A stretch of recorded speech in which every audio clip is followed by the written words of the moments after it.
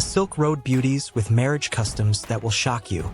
Imagine being interested in a woman in Uzbekistan only to discover that before her family even considers you as a potential partner, they'll inspect your feet with the scrutiny of a jeweler examining diamonds. Yes, your feet. Uzbek tradition holds that a man's feet reveal his character, health, genetics, and future potential as a husband and father. Crooked toes suggest a dishonest nature. Flat feet indicate laziness. Rough, uncared-for feet demonstrate a lack of self-respect. But look beyond this bizarre custom and you'll find women whose beauty combines Persian elegance, Turkic strength, and features refined by centuries at the crossroads of civilizations. Uzbek women possess almond-shaped eyes that can be green, hazel, or deep brown, high cheekbones that could have been sculpted by Renaissance artists, and thick dark hair that cascades past their waists. Their skin maintains a luminous quality well into middle age. They move with a grace inherited from generations of dancers who performed for Silk Road merchants and Timurid emperors. Yet their beauty is just the entrance to understanding a country so rich in history and traditions that it feels like traveling backward through time. The double landlocked heart of Central Asia. Uzbekistan covers 448,978 square kilometers in the heart of Central Asia, making it one of only 2 double landlocked countries in the world, meaning you must cross at least 2 borders to reach any ocean. Look at a map and Uzbekistan sits surrounded by 5 neighbors.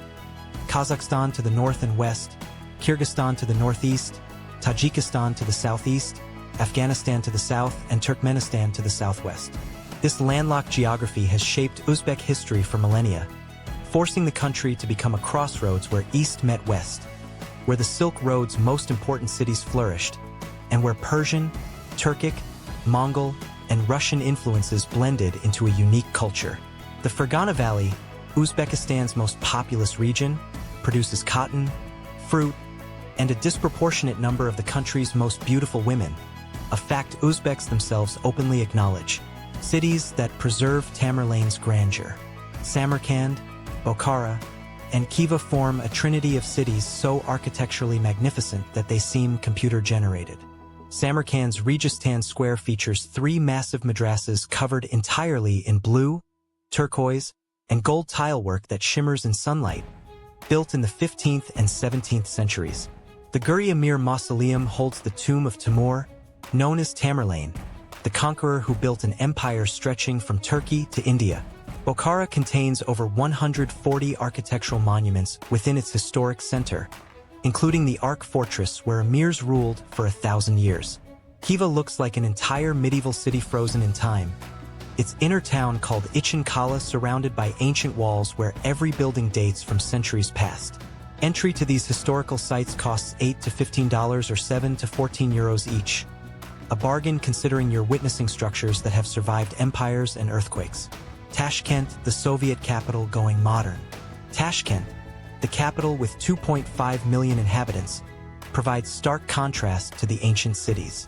Much of historical Tashkent was destroyed by a 1966 earthquake, then rebuilt in Soviet style with wide boulevards and a metro system whose stations feature chandeliers, marble, and artwork that rivals Moscow's famous underground palaces. Today, Tashkent rapidly modernizes with shopping malls, international hotels, and a growing middle class. A meal at a decent restaurant costs $5 to $10 or 4.60 to 9.20 euros. A hotel room runs $30 to $80 or 28 to 74 euros. The Korsu Bazaar, a massive circular market, sells everything from fresh produce to traditional clothing, creating a sensory overload that transports visitors to a different era despite the city's modern veneer. Borders that tell stories of Soviet division. Uzbekistan's borders are Soviet creations designed deliberately to divide Central Asian peoples and prevent unified resistance to Moscow's rule. Stalin drew these boundaries to split ethnic groups, ensuring no nation could become too powerful. The result created nightmarish complexity. The Fergana Valley is carved between Uzbekistan, Kyrgyzstan, and Tajikistan in ways that make no geographic or ethnic sense, with Uzbek enclaves inside Kyrgyzstan and vice versa.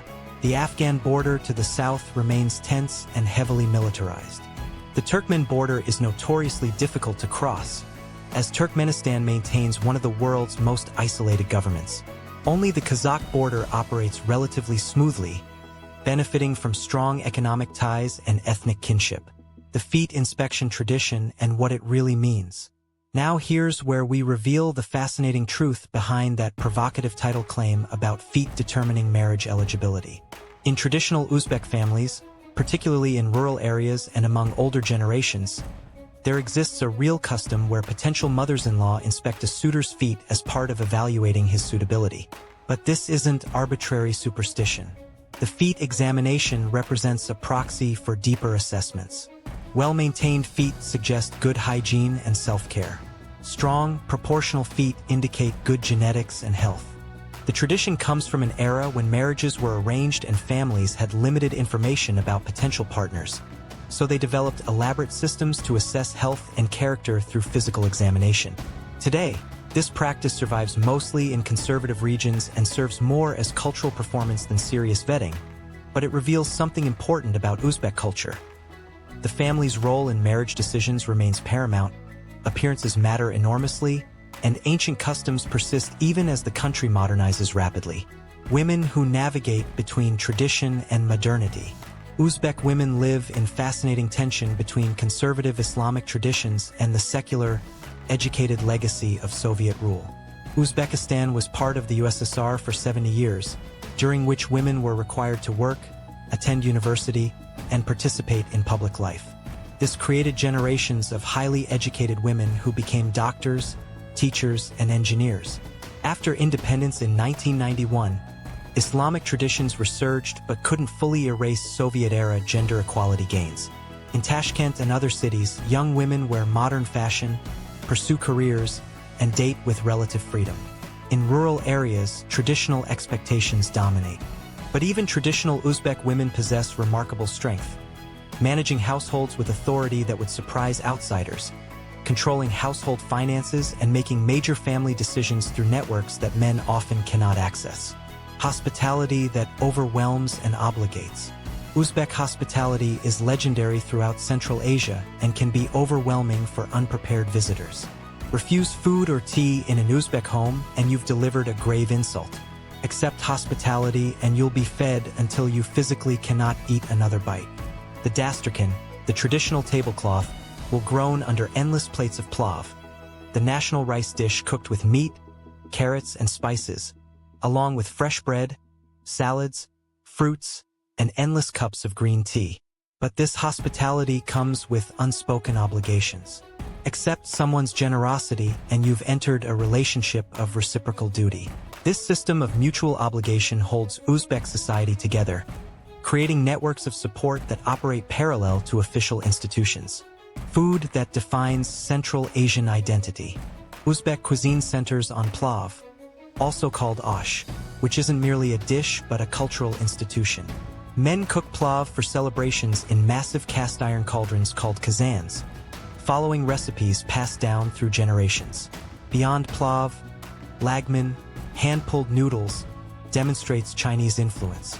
Samsa, triangular meat pastries baked in clay ovens, are sold by street vendors for less than $1 or 0.90 euros. Shashlik, grilled meat skewers, are essential to any celebration. Fresh bread from tandoors costs mere cents but possesses flavor that expensive bakeries elsewhere cannot replicate. The verdict on this Silk Road gem. So we've journeyed through this extraordinary nation, from its stunning women with their peculiar marriage customs to its architectural masterpieces that rival anything in Europe or Asia, from its complex Soviet legacy to its economic challenges. We've discovered why Uzbekistan represents Central Asia's cultural heart, a place where history breathes through every ancient monument, where hospitality can overwhelm, where traditions from millennia ago still shape daily life. That bizarre custom about inspecting feet before marriage reveals a culture that values family wisdom over individual desire, where ancient practices adapt but don't disappear. For travelers seeking authentic experiences, Uzbekistan offers incredible value, profound history, and encounters with people whose way of life differs fundamentally from Western norms. Now we want to hear from you. Drop a comment telling us which city or country you're watching from and whether you'd subject your feet to inspection for a chance with an Uzbek beauty. What surprised you most about Uzbekistan? Hit that hype button and smash the like button because it costs you nothing but helps our channel grow. We're grateful for every view. Before you go, click one of the suggested videos on screen to discover more incredible cultures. Until next time, keep exploring the extraordinary.